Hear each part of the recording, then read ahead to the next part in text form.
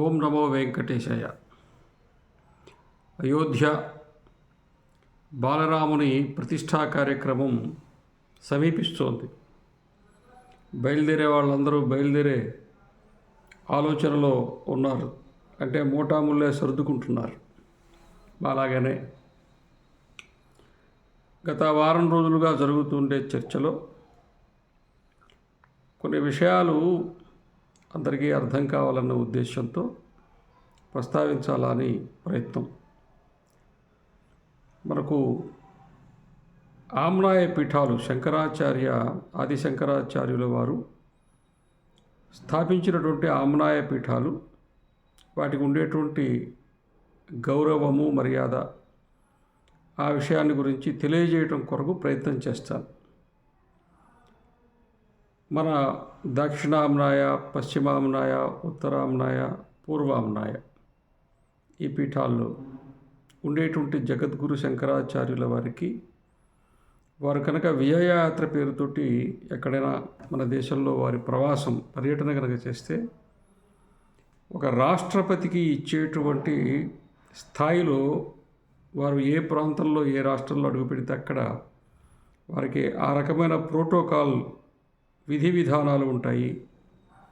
ఒక 6-7 సంవత్సరాల క్రితము శృంగేరి పీఠాధిపతుల వారు మన హైదరాబాద్ భాగ్యనగరాన్ని సందర్శించారు. వారు ఉన్నప్పుడు ప్రతిరోజు వారికి ఆ 21 మంది పోలీసులు వాళ్ళు ఆయనకు ఆ మర్యాదను, గౌరవ వందనం ఇవ్వటం, అదేవిధంగా ప్రోటోకాల్ ప్రకారం వారికి ఆ సెక్యూరిటీ కానీ, ఎస్కార్ట్ కానీ ప్రభుత్వమే మొత్తము ఆయనకు సంబంధించిన వ్యవహారం చూసుకోవటం, ఇదంతా చూచాం మనం. అట్లా మన శంకరాచార్య పీఠాలకి ఆ విధమైనటువంటి ఒక వ్యవస్థ ఉంది. వాళ్ళు ఏ రోజు ఏ ఒక్క విషయాన్ని గురించి కూడా ఈ చాతురామ్నాయ పీఠాల్లో ఉండే వాళ్ళు ఎవ్వరూ కూడా రాజకీయంగా ఎప్పుడు ఏమీ వాళ్ళు మాట్లాడలేదు, మాట్లాడరు కూడా. అయితే సమస్య ఎక్కడొస్తుందంటే, ఒక అంశానికి సంబంధించి ఏదైనా మాట్లాడితే అది కొంతమందికి ఇష్టం ఉంటుంది, సహజంగానే కొంతమందికి ఇష్టం ఉండదు. అప్పుడు వాళ్ళు దాని వ్యతిరేక పద్ధతిలో వ్యాఖ్యానం చేస్తూ ఉంటారు. సాధారణంగా మనకు అవసరమైతే మనం వెళ్ళి శంకరాచార్యుల వారి దగ్గర కూర్చుని, ఇదిగో ఇలా చేయబోతున్నాం, ఇలా చేస్తున్నాం, దీనికి మీ ఆశీస్సులు కావాలి, మీ మార్గదర్శనం కావాలి, మీరు మమ్మల్ని ముందు నడిపించాలని చెప్పి అడుగుతాం. సరే, వాళ్ళకు తెలిసినంత వాళ్ళు చేయగలిగింది, వాళ్ళు ఏదైనా ఒక మాట సహకారం, వాళ్ళ ఆశీస్సులు ఉంటాయి. అంటే మనకి ఇష్టం వచ్చినప్పుడైతే అడుగుతాము, మనకు అవసరమైతే అడుగుతాము. అలా అవసరం లేదనుకున్నప్పుడు మన పని మనం చేసుకుంటూ ఉంటాం. ఎప్పుడైనా అంతే. ఇప్పుడు సందర్భం కాదు, ఇప్పుడు ఏది మాట్లాడినా మళ్ళీ అది ఇంకొక సమస్య అవుతుంది. నాకు తెలిసినంత వరకు చాతురామ్నాయ పీఠాలలో ఉండేటువంటి శంకరాచార్యులు ఎవ్వరూ కూడా వాళ్ళు ఎప్పుడూ రాజకీయపరమైనటువంటి లేదా ఏదో అలా మాట్లాడేవాళ్ళు ఏం కారు. అయితే ఇక్కడ ఒక సమస్య వస్తుంది. ఏంటంటే, సోషల్ మీడియా వేదికగానే మనం 2 రకాలు కూడా చూస్తూ ఉంటాం అన్నమాట. ఇప్పుడు పీఠాధిపతులు మౌనంగా ఉన్నారనుకోండి, పీఠాధిపతులు ఏం చేస్తున్నారు, పీఠాధిపతులు మాట్లాడట్లేదు అని చెప్పి అంటారు. మాట్లాడవచ్చు కదా, వాళ్ళు ఏమన్నా అనొచ్చు కదా, వాళ్ళు ఏమన్నా చెప్పచ్చు కదా, వాళ్ళు స్పందించవచ్చు కదా అంటారు. మాట్లాడారనుకోండి, మీరు ఆధ్యాత్మిక విషయాలు కదా మాట్లాడాలా, మీరు ధర్మానికి పరిమితంగా ఉండాలి కదా, మీరు ఎందుకు పరిధులు దాటి బయటకు వస్తున్నారు, ఈ రాజకీయ అంశాలు ఎందుకు మాట్లాడతారు అని చెప్పి మళ్ళీ ఇట్టంటారు. ఉదాహరణ, నేనే ఉన్నానే అనుకోండి, అమరావతి గురించి మాట్లాడానుకోండి. అమరావతి అనేది రాజకీయమైన అంశమా? ఒక రాష్ట్రానికి, ఒక రాజధానికి సంబంధించిన విషయం, అది రాజకీయమా? నిర్ణయం రాజకీయం కావచ్చు, కానీ ఏర్పాటు అనే దాంట్లో ప్రజలందరి భాగస్వామ్యం ఉండాలి. ఖచ్చితంగా ప్రజాస్వామ్యంలో భిన్నమైన స్వరాలు వినబడతాయి, ఎవరి అభిప్రాయం వాళ్ళు చెప్తారు. అలా ఎవరి అభిప్రాయం వాళ్ళు చెప్పేటువంటి పద్ధతిలో నా అభిప్రాయం నేను చెప్తాను. మనమే హిందూ సమాజంలో ఎవరు ఏం చేయక్కర్లా, మనందరం ఎవరు దుమ్మెత్తి వాళ్ళ ఎత్తిన వాళ్ళే పోసుకుంటారు. ఏనుగులాగా ఏనుగు స్నానం చేసి వచ్చి వీధిలో ఉండే దుమ్ము మట్టి ఎత్తినట్టు పోసుకుంటుందో, హిందువులకు అది అలవాటు అనమాట. కాబట్టి ఎవరైనా ఎంత వాళ్ళైనా ఎవరినైనా ఏవైనా అనేసేటువంటి ఒక ఏమంటాం, ఒక అవకాశం హిందూ సమాజం మన హక్కుభుక్తంగా వచ్చిందని చెప్పి మనం అనుకుంటూ ఉంటాం. ఇప్పుడు అయోధ్య విషయంలో మిగతా మతాల వాళ్ళు మాట్లాడేది తక్కువ. అయోధ్య ఒక్కటే కాదండి, ఏదైనా కావచ్చు. కానీ అసలు మాట్లాడేదంతా ఎవరంటే హిందువులే.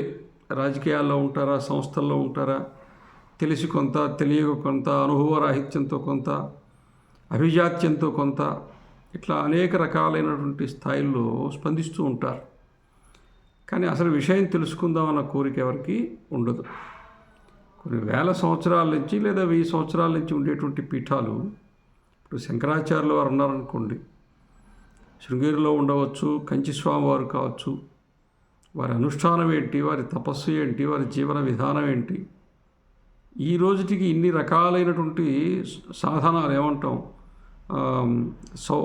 ఈ సుఖ సాధనాలు వచ్చినప్పటికీ ప్రయాణానికి వాహనం ఉపయోగిస్తున్నారు తప్ప వాళ్ళ జీవితంలో ఇంకా ఏ ఒక్క విషయంలో ఏం మార్పు రాలేదే.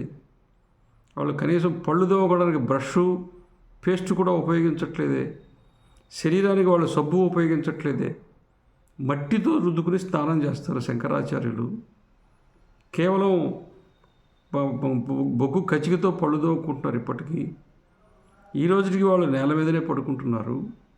సన్యాస జీవితంలో ఏవేవి నియమాలు పాటించాలో ఆ నియమాలు పాటిస్తూ సంయమనంతో ఉంటూ వారు చేసే జపతపాదులన్నీ సమాజ క్షేమం కోసము, ఈ లోక కళ్యాణం కోసం ధారపోస్తూ ఉంటే అసలు ఏమి లేకుండా ఊరికనే అట్లా తొలనాడేస్తారు.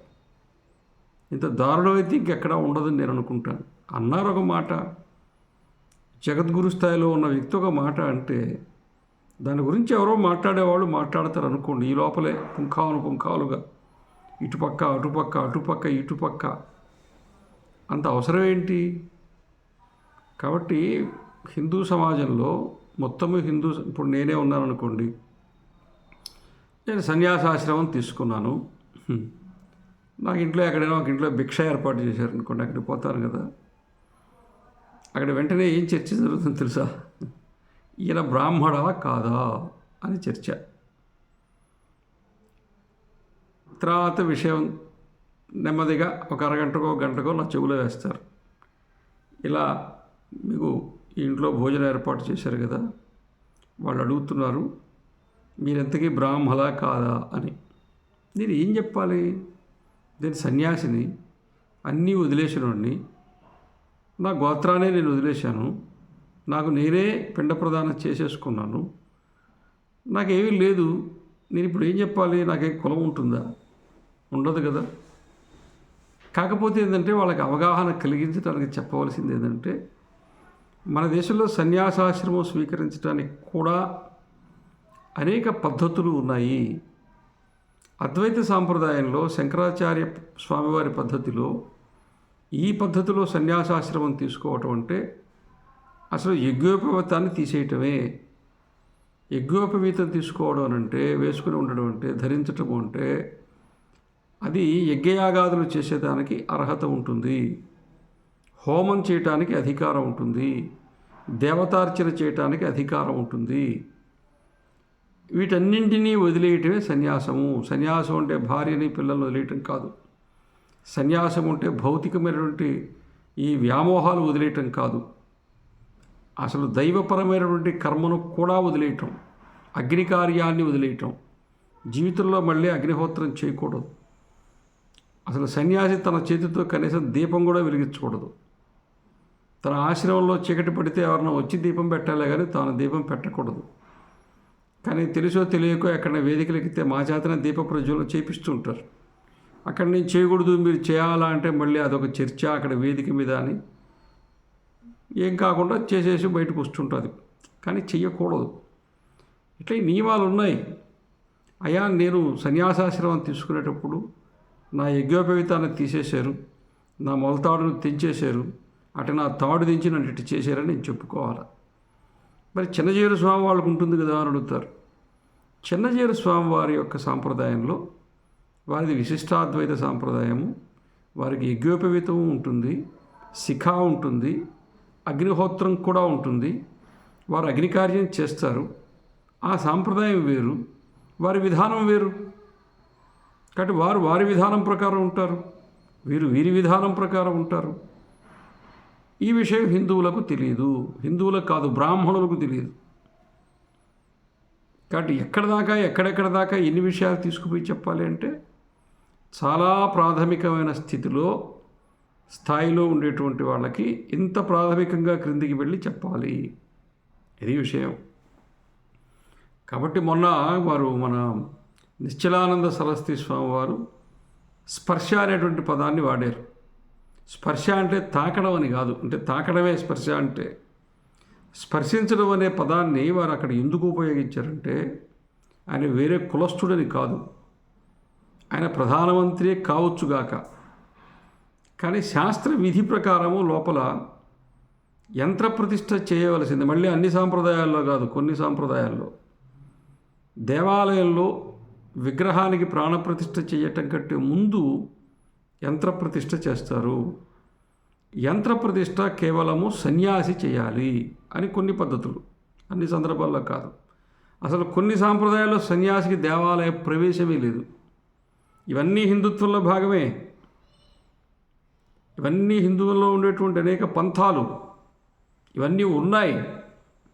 కానీ ఏది అనే విషయం దానికి సంబంధించిన అవలంబన చేసుకునేటువంటి ఎవరు ఆచరిస్తున్నారో అది వాళ్ళకి తెలుస్తూ ఉంటుంది. అసలు ఏ సాంప్రదాయం ఆచరించకుండా ఉన్నాం అనుకోండి, ఏది తెలుసుకునే అవసరము లేదు, ఆలోచన లేదు, అవకాశం లేదు, ఏదో ఉంటుంటాం అన్నమాట. అది వేరే, దాని గురించి ఇప్పుడు చర్చ లేదు, కేవలం అవగాహన కోసం చెప్తూ ఉన్నాను. అక్కడ స్పర్శ అనే మాట ఎందుకు వచ్చిందంటే దాన్నే యంత్రస్పర్శ అంటారు. అదైన తర్వాత మూల విరాట్ని అష్టబంధనంతో బిగించి వేసిన తర్వాత ప్రాణప్రతిష్ఠ చేస్తున్న సమయంలో కూడా ఒక సన్యాసి లోపల ఉండడం అనేది కొన్ని సాంప్రదాయాల్లో ఉంది, కొన్ని సాంప్రదాయాల్లో లేదు. కాబట్టి అక్కడ ఏ సాంప్రదాయం ప్రకారం చేస్తున్నారనే సంగతి మనకు తెలియదు. వారు ఆ విధంగా మాట్లాడారంటే ఒక మాట అన్నారంతే. నేను ఎందుకు వెళ్ళాలి అక్కడికి? అవును, జగద్గురు శంకరాచార్యుల వారిని మనం అనుకుందాం వారు అన్నారని కాదు. జగద్గురు శంకరాచార్యుల వారిని పిలిచి అక్కడ వచ్చి వాళ్ళు ఏం చేయాలి? ఎవరో చేస్తూ ఉంటే వాళ్ళు చూసేది కాదు కదా, వాళ్ళ పని ఏముంది అక్కడ. కాబట్టి నేను వెళ్ళి ఏం చేయాలి అక్కడ? నేను వెళ్తూ ఉంటాను, వస్తూ ఉంటాను, ఎప్పుడూ అయోధ్యకు వెళ్ళి వస్తూ ఉంటాము. మోడీ గారు, యోగి గారు కలుస్తూ ఉంటారు, మా మధ్యలో మంచి సంబంధం ఉంది, ఇలాగే చెప్పారు కదా. ఇక్కడ అంతకుమించి ఏం మాట్లాడాలి ఆయన. పాపం స్పర్శ అనే పదం తప్పులాగా అనిపించింది కొంతమందికి. స్పర్శ అనేది ఎప్పుడైనా దేవాలయాల్లో మన గ్రామాల్లో కానీ ఎక్కడైనా దేవాలయాలు నిర్మాణం చేసినట్టయితే అక్కడ ఉండేటువంటి బ్రాహ్మణులు, ఆగమ పండితులు, మళ్ళీ ఆగమ పండితులకు బ్రాహ్మణులు అని నేను వాడుతున్నాను, కానీ బ్రాహ్మణులు అంటే బ్రాహ్మణులనే కాదు, అన్ని దగ్గర బ్రాహ్మణులే చేయటం లేదు. ఈరోజు రేపు దేవాలయాల ప్రతిష్టలు మన ఈ విశ్వబ్రాహ్మణులు చేస్తున్నారు, పద్మశాలీలు చేస్తున్నారు, వాళ్ళలో కూడా పండితులు ఉన్నారు, వాళ్ళు కూడా చదువుకున్నారు ఆగమశాస్త్రాన్ని, వాళ్ళు చేస్తున్నారు. కాకపోతే వాళ్ళని కూడా బ్రాహ్మణులనే అంటారు, వాళ్ళు బ్రాహ్మణులుగా పిలిపించుకుంటారు. బ్రాహ్మణత్వం వచ్చిందనే, లేకపోతే ఇంకెందుకు చేయటం అనేది. అంటే ఇవన్నీ అర్థం చేసుకునే దాన్ని బట్టి ఉంటుంది. అర్థం చేసుకోవటానికి ముందు మన మనసు అంగీకారంలో ఉండాలి దేన్నైనా స్వీకరించడానికి. మనం నమ్మిందే కాదు, నమ్మకం కాదు కావాల్సింది, వాస్తవం ఏంటనేది. కాబట్టి మన జిఆర్ స్వాముల వారు కావచ్చు, లేదా శంకరాచార్యుల వారు కావచ్చు, వాళ్ళు ఊరికినే ఏం మాట్లాడరు. ఉదాహరణకి 1000 కాళ్ళ మంటపం కూల్చేశారు ఇక్కడ మన ఈ తిరుమలలో. కూల్చినప్పుడు మొదట చిన్నజీయర్ స్వామి వారితో కొంతమంది కలిసి ఉద్యమం చేశారు. ఆ తర్వాత ఆ ఉద్యమంలో నుంచి వాళ్ళు బయటికి వెళ్ళిపోయారు.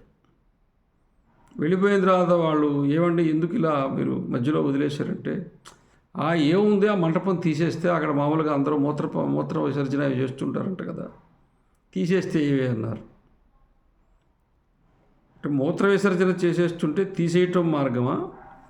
మూత్ర విసర్జన చేయకుండా అక్కడ వాతావరణాన్ని కాపాడి దాన్ని నిలపటం ప్రధానమా? అంటే మనం కావాలనుకుంటే అట్ట మాట్లాడగలం, లేకపోతే ఇట్ట కూడా మాట్లాడగలమా? కాబట్టి హిందుత్వాన్ని గురించి పనిచేసే వాళ్ళందరూ ఒక విషయాన్ని గురించి ఒకే అభిప్రాయాన్ని కలిగి ఉంటారు. వాళ్ళకి దాని పట్ల ఒకే రకమైనటువంటి కట్టుబాటు, ఇంగ్లీష్ పదం వాడాలంటే కమిట్మెంట్ అలాగే ఉంది అని చెప్పుకోగలిగిన స్థితిలో అయితే మనం లేము. మనం నిర్వచించిన ప్రకారము, మనం అనుకున్న ప్రకారమే మారుతూ ఉంటుంది నిర్ణయం అనేది నా అనుభవంలో అయితే నాకు వచ్చింది. నేను తెలుసుకున్నది అది. మనం ఏది చెప్తే అదే ధర్మం అనేదే నాకు బోధపడింది. అందుకనేంటంటే ఈ రోజున ఆ నిశ్చలానంద సరస్వతి స్వామివారు కాకుండా ఆయన ఇంకొక వారు ఇప్పుడు పైన బదరీ పీఠాధిపతిగా కొత్త వారు వచ్చారు కదా, కాశీలో కాశీ కారిడార్ నిర్మాణం చేసేటప్పుడు ఆయన అక్కడ నిరాహార దీక్ష చేసింది నిజం. అక్కడ జరిగే అభివృద్ధి కార్యక్రమాలకి అడ్డుపడింది నిజం. ఎందుకని చెప్పాలనా? ఆ కారిడార్ నిర్మాణం చేసేటప్పుడు అక్కడ ఇరుకు సందులుగా ఉండే వాటినన్నింటినీ తీసివేస్తూ అంతా వెడల్పు చేస్తూ తిరుమలలో ఏ రకంగా అయితే పెద్ద పివిఆర్కే ప్రసాద్ గారి కాలంలో అక్కడ ఉండేటువంటి సత్రాలు, ధర్మశాలలు, అక్కడ ఉండేటువంటి అయ్యంగార్లు, జయ్యంగార్లు అన్నీ తీసేసి కర్ణాటక వాళ్ళకి సంబంధించింది హంపి పీఠానికి అన్నీ తీసేసి మళ్ళీ కట్టుకున్నారు. అవన్నీ తీసేసేటప్పుడు అవన్నీ తీసేయటాన్ని గురించి వ్యతిరేకిస్తూ కూడా ఉద్యమం జరిగింది. కోర్టుకు వెళ్ళారు, స్టేలు తీసుకొచ్చారు, అన్నీ జరిగాయి. ఇలాగే కాశీ కారిడార్ ఏర్పాటు చేసేటప్పుడు అనేక ప్రాచీన దేవాలయాలు కూడా తొలగించారు. ఆ దేవాలయాల్ని జేసీబీలు పెట్టి ఇష్టం వచ్చినట్టు తీసేస్తూ ఉంటే ఆ స్వామీజీ అక్కడ నిలబడ్డారు, దాన్ని వ్యతిరేకించారు. ఆ దేవాలయాలను చక్కగా తీయండి, వేరే దగ్గర కట్టండి, దాంతో మర్యాదగా వ్యవహరించండి అని చెప్పి ఆయనకి వేరే పార్టీకి చెందిన స్వామీజీగా ముద్రేశారు. నేను ముందే చెప్పాను మనం ఎదుర్కొంటేదని. ఆయన ఆ పార్టీకి చెందినవాడు కాదు, ఈ పార్టీకి చెందినవాడు కాదు. ఇప్పుడు ఇక్కడ కూడా విజయవాడలో పోయిన గవర్నమెంట్ ఇక్కడ కొన్ని దేవాలయాలు తీసేసింది. ఇక్కడ దేవాలయాలు తీసేస్తే మనం ఉద్యమం చేసామా లేదా? చేసాం. అంటే విజయవాడలో దేవాలయాలు తీయకూడదు, కాశీలో దేవాలయాలు తీయొచ్చు. కాశీలో దేవాలయాలు తీసేస్తే అది అభివృద్ధి, విజయవాడలో దేవాలయాలు తీసేస్తే అది ధర్మద్రోహం. ఎట్లా చెప్పండి? అక్కడ దేవాలయాలు తీసేస్తే తిరిగి కట్టారా? దానికోసమే ఈ రోజున బద్రీ జగద్గురు శంకరాచార్యులుగా ఉండే ఆయన వీధిలో వచ్చి నిరాహార దీక్ష చేసింది. అందుకే అదే స్వామీజీ అఖిలేష్ ముఖ్యమంత్రిగా ఉన్నప్పుడు అదే కాశీలో ఉద్యమం చేస్తే పోలీసులు లాఠీ చార్జ్ చేస్తే ఆయన కొడితే లాఠీలు విరిగిపోయినాయి.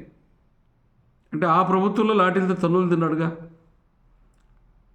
కొంత మేలు ఈ ప్రభుత్వంలో లాఠీలతో కొట్టల, కాకపోతే వేరే పార్టీ ముద్రేశారు.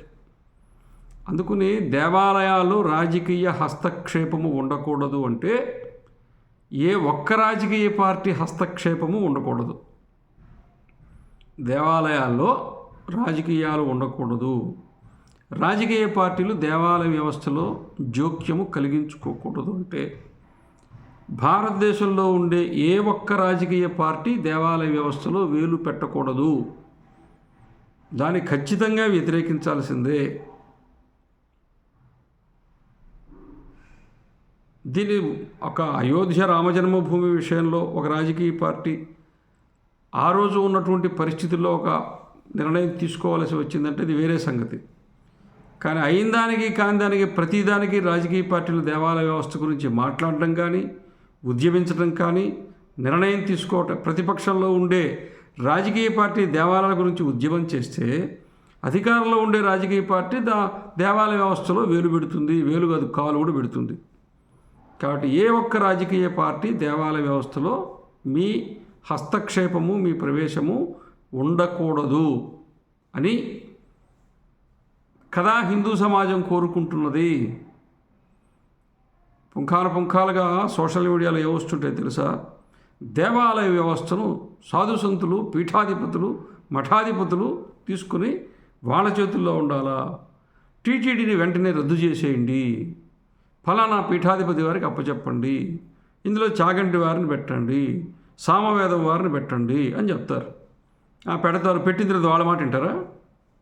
రెండో రోజు వాళ్ళకు ఉండే గౌరవం కొట్టుకుని వాళ్ళే పారిపోతారు. మనం ఎవరి మాట వినేటువంటి స్వభావం మనకు లేకపోతే, ఏ ఒక్క నియమాన్ని పాటించేటువంటి స్థితిలో మనం లేకపోతే, మనం చెప్పిందేలాగా నడవాలనేటువంటి ఒక మానసిక స్థితిలో మనం ఉంటే అది ఎట్లా సాధ్యమవుతుంది? అందుకని ఇవన్నీ స్థిమితంగా కూర్చుని సావకాశంగా మాట్లాడుతూ ఉంటే అంతెందుకు, మన రాష్ట్రంలోనే ఒక సంస్థ పనిచేస్తుంది గ్రామీణ క్షేత్రంలో. 2019లో అప్పుడు వేరే ప్రభుత్వం ఉంది, ఇప్పుడు ఉండే ప్రభుత్వం కాదు రాష్ట్రంలో. ఆ ప్రభుత్వ సహాయ సహకారాలు కొంత అందుతూ ఉన్నాయి. వాళ్ళు సాధు సంతుల సమ్మేళనం ఇక్కడే విజయవాడలో పెడితే నేను కూడా వెళ్ళాను. స్వయంగా సంస్థ వాళ్ళే నా చేత ప్రెస్ మీట్ పెట్టించారు. అప్పుడు ఆ ప్రభుత్వానికి అప్పటి వరకు స్నేహంతో ఉండేటువంటి ఒక రాజకీయ పార్టీ పక్కకి వెళ్ళిపోయింది. అధికారంలో ఉండే పార్టీ ఈ సంస్థకి ఇచ్చేటువంటి సహాయ సహకారాలు ఆపేసింది. మన సంస్థకి రాజకీయాలకి సంబంధం లేదు, వాళ్ళ వ్యవహారాలు అవి. మీరు ప్రెస్ మీట్ పెట్టి ఈ ప్రభుత్వం చాలా చక్కగా దేవాలయాల గురించి, ధర్మం గురించి సహాయ సహకారాలు అందిస్తూ ఉన్నదని చెప్పి మాట్లాడమని నాకు చెప్పారు. నేనే ప్రెస్ మీట్ పెట్టి ఈ ముఖ్యమంత్రి గారు చాలా ఘనంగా హిందుత్వం గురించి మాట్లాడుతున్నారు, చేస్తూ ఉన్నారు, ఈయన చాలా చక్కగా సహాయ సహకారాలు అందిస్తూ ఉన్నారు, దేవాలయాలు కట్టడానికి డబ్బులు ఇస్తున్నారని నేను ప్రెస్ మీట్లో చెప్పాను. రెండో రోజు వార్త వచ్చింది పేపర్లో. మూడో రోజు ఏం చేశారు తెలుసా? నాకు ఆ రాజకీయ పార్టీ ముద్రేసి ఆ రాజకీయ పార్టీకి నన్ను అంటగట్టారు. నాకు ఏ రాజకీయ పార్టీతో సంబంధం లేదు, ఉండవలసిన అవసరం నాకు లేదు. నేనేదో ఒక మార్గాన్ని ఎంచుకున్నాను, నాకు చేతనైన పనిని నా శక్తి కొద్దీ నాకు తెలిసినంత వరకు నేనేదో చేస్తున్నాను అంతే. నేను చాలా చిన్నవాడిని, చాలా కొద్దిగా పనిచేస్తున్నా ఈ సమాజం కోసం. ఈ కొద్ది పరిధిలో, కొద్ది స్థాయిలో, చిన్న స్థాయిలో నేనేదో పనిచేస్తూ ఉంటే తగుదునమ్మా అని పోయి ఏదో ఒక రాజకీయ పార్టీ ముద్రేసుకునే అంతటి ఓపిక నాకు లేదు, అంత అవసరం కూడా నాకు లేదు. అంత అవసరం నాకు లేదు, అభిరుచి కూడా లేదు. ఎప్పుడైనా నలుగురు కలిసినప్పుడు ఏదో ఉత్సాహంతో 4 మాటలు మాట్లాడవచ్చు, కానీ ఏదో మన జీవితంలో ఒక మార్గాన్ని ఎంచుకున్న ఆ మార్గంలో ఏదో అంత మాత్రం జీవించినంత కాలంలో మన భాగము మనం ఏదో చేయగలిగింది చేస్తే చాలని పనిచేయడం తప్ప అంతకంటే ఏమీ లేదు. ఎవరైనా అంతే చేస్తారు. నేను నా స్థాయిలో నాకు తెలిసినంత, మళ్ళీ కూడా చెప్తున్నా, నాకు తెలిసినంత కొద్దిపాటి విషయాన్ని 10 మందికి పెంచే ప్రయత్నం చేయడం తప్ప అంతకుమించి నేను చేయగలిగింది ఏమీ లేదు. ఇంక మిగతా ఇతరత్ర కిరీట భుజకీర్తాలు మనకు అక్కర కూడా లేదు. అందువల్ల ఏంటంటే భగవద్ రామానుజాచార్యుల వారి విషయం చెప్పి ముగిచ్చేస్తా. ఒరే నాయనా, నువ్వు ఒక్కడే చదువుకోరా, మోక్షానికి పోతావు, వైకుంఠానికి పోతావు అంటే ఆ వైకుంఠం నాకు అక్కర్లేదు, మోక్షం నాకు అక్కర్లేదు, దానివల్ల అందరికీ వైకుంఠ ప్రాప్తి దొరుకుతుందంటే నాకెందుకని చెప్పి భగవద్ రామానుజాచార్యుల వారు తనకున్నటువంటి అవకాశాన్ని వదిలిపెట్టుకుని ఆ అష్టాక్షరీ మంత్రాన్ని లోకానికి అందించాడు. అట్లా నా ఒక్కడే అవకాశం కోసము మిగతా వాళ్ళ అవకాశాలు మూసుకుపోతున్నాయి అనుకున్నప్పుడు నా ఒక్కడే అవకాశాన్ని వదులుకుంటే నేను భగవద్ రామానుజాచార్యుని అవుతా, అంతకంటే ఏం లేదు. ఓం నమో వెంకటేశాయ.